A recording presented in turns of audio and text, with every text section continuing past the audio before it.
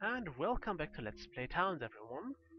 Uh, I'm still number 12, and when we last left off, we built some underground storerooms. At least we started building them, in which I learned that old habits die very hard and very slowly, because I built them in a 5 by 5 square, which happens to be the most efficient way to build rooms in Dungeon Keeper.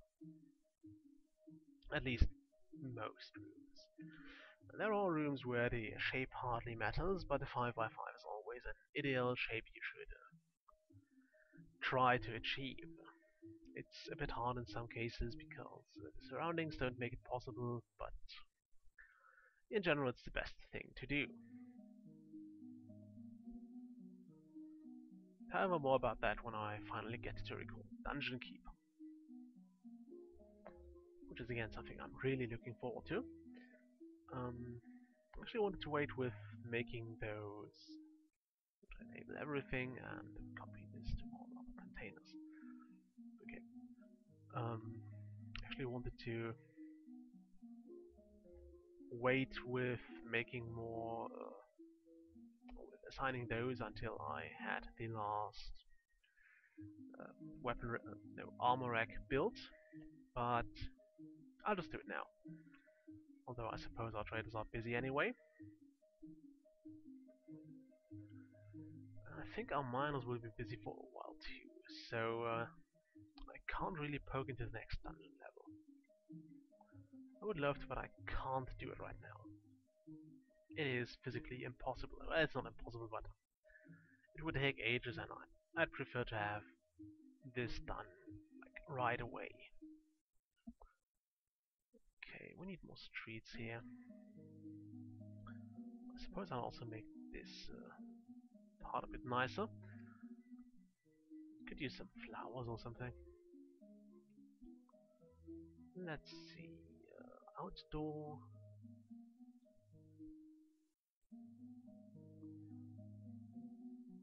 Maybe one of those. Maybe not. I'm really picky about such things. I did like how those gardens would be or would look different when you made a large area in Season 3 and all those basically similar games like the Zoo series, which I've played ages ago. It was fun. And I think I sold all the bones here. Yeah, it was fun. It was one of those games that did a lot of things right. Although I must say that the Zoo series didn't quite capture me like Caesar did, despite I think coming out later. One of my issues with it was the were the mythical creatures.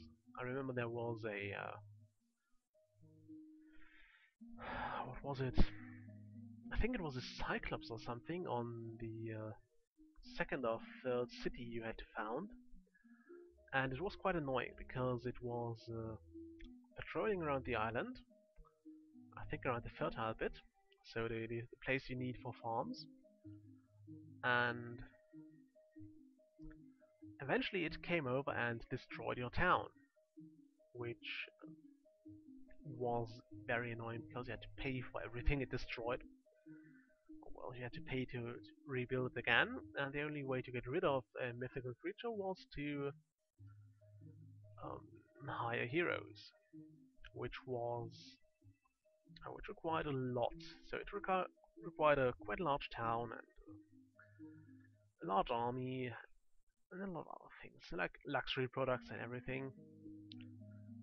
So yeah, I never finished that level, and ended up just stopping to play the game altogether. I also eventually bought a new computer and just didn't bother installing Zeus on this machine, so yeah, I kinda stopped it. This is not to say I gave up. I might actually look for the CD again and just install it and let's play it maybe. But I don't feel like doing that right now. I still have a lot of other games I could let's play, and I actually have installed, and I actually want to let's play, so let's keep that as more of a last resort than anything else. I keep forgetting how long I've been recording here. Okay, I'm at about 5 minutes, which is not very much. I'm probably going to try to upload one of the 2 episodes I'm recording right now tomorrow while I'm at work. And another. Okay, now this is probably the silliest thing ever. You say you're starving, but you're standing right in the middle of a lot of food. Also, why you're sleeping there? I don't get those townies. Sometimes they have beds and nice rooms and everything, and they sleep on the floor in the masonry, which can't be safe. I really doubt this is conform to work security standards, so shame on you, townies.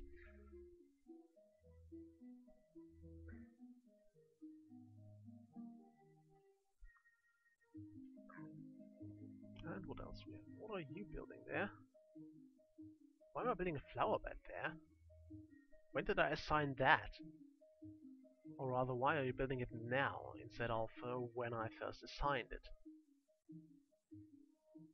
Probably because we didn't have yellow flowers for whatever reason. Okay. Yeah, I think I'll turn the second room into a prepared food storage.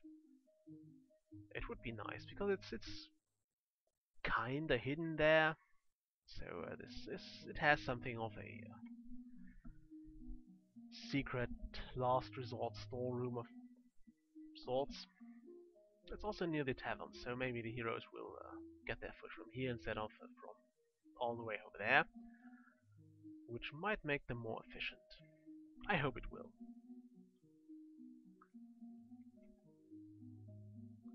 Yeah, happiness is still dropping,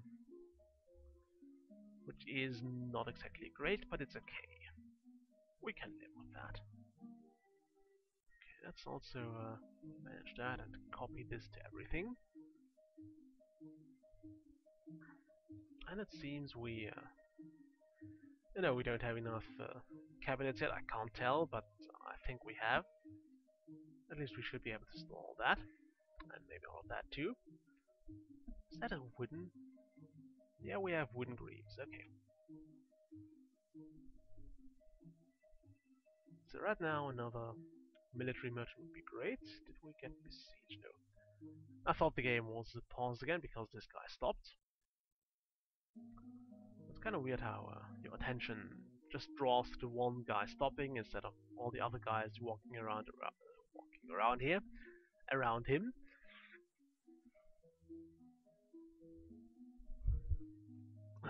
Which would have totally given me the conclusion that the game did in fact not pause. Although I do appreciate the feature of an auto pause upon something bad happening. It lets you just run the game on its own for a while without having to worry. So you can even fall asleep and it will pause when something happens. Not that you would want to sleep while you let the game running, but there are games when you just want to, I don't know, stock up on something or want to get something that takes ages done without much of a threat on the map. And yeah, I think I had an example at some point, but I forgot it. let's do Settlers 2. Especially in the earlier maps, it was perfectly possible to just assign a bunch of tasks and let everything run. Although I must say that this actually went pretty badly at some point for me because I don't know what I did, but I thought I'd just assigned a ton of things to be built and made and achieved all over the place, and totally forgot that uh, I didn't forget it, but I didn't realize that my street network wasn't as developed as I considered it. So When I returned from, I don't know what I was doing, I think I was having lunch or something. When I returned, I found that all the goods I produced were clogging my transport network. So half of the time, absolutely nothing was achieved or nothing was done because nothing could be transported. And I'm not sure how well versed you are with the Settlers 2, but things being transported is one of the core things you need to actually have a prospering city or settlement to go with the game. And yeah, it was pretty bad. I had to play around with a lot of priorities and build a few new streets in order to unclog everything. Now we're being besieged, and we're getting more green slimes, and a wild chicken, and a bunch of hobgoblins. So there are regular hobgoblins as well. I don't think I've seen any of those at all so far. Only the hobgoblin kaisers. I'm probably going to cut the video after this episode. The downside of them coming in here is that they will have a very easy time beelining towards the town, and very good chance of dodging any heroes. Although we might be lucky and find a few of them in the marketplace when the monsters arrive. But I suppose it's also time to finally get some walls built.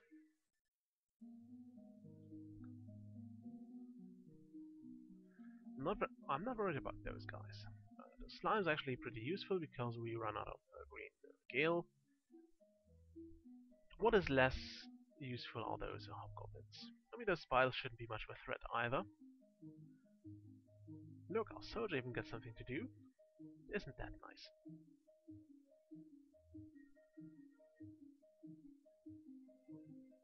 Okay, he might be in trouble here. Get the hell out of there. Yikes, we lost the townie.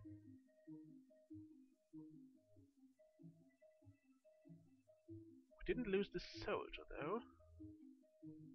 He is pretty badly wounded, but still alright. Okay. We're also still in year 1, which is something I totally didn't expect. I thought time was passing faster in-game. Now look at this, we got a bit of green gale out of that. Yeah, I thought time was passing a lot faster in-game. Also, this is where the person died. Not over here, which is what I would have expected. So, a moment of silence for poor Isolde Cormaze. There should be an unmarked grave. Oh, there it is. What was the name? That.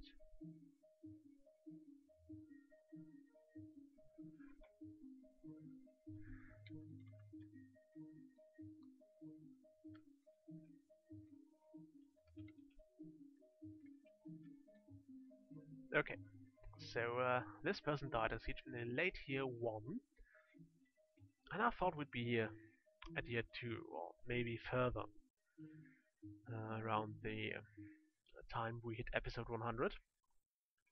Not that I actually ever expected us to reach that point. So yeah, I'm surprised. I'm not sure if things just happen every first of the month. I think it would, because I think we've seen a lot more sieges than 10. Oh, and now the Obelisk shows up. As usual, too late for the actual action. Okay. I think I should start making some more glass.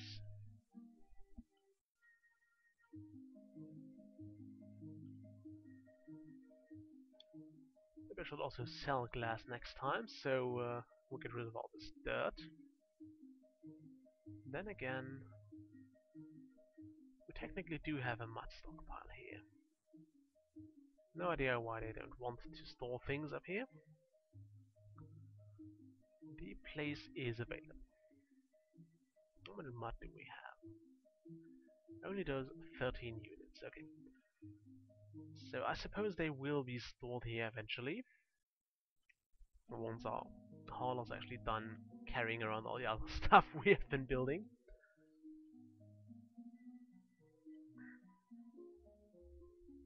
Maybe the other unmarked graves.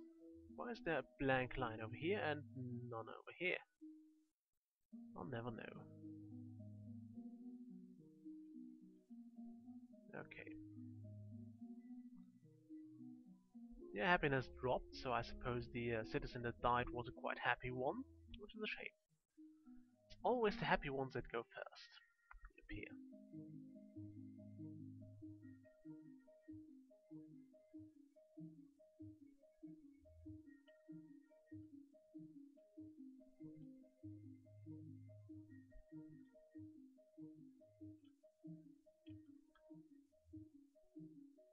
Do we have... No, we don't have a miniature garden here. Why do I not have a garden there? I think I want a flower bed over there.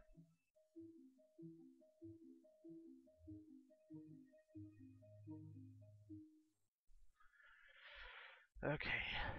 Just for symmetry, you know. Okay, some more scaffold removing is in place. And the episode is already over. So, I feel like recording one more. I hope you enjoyed that. I'll probably stop after that though, because it means it would take longer to reply to comments in video. I already discussed that, so I'll see you next time. Bye.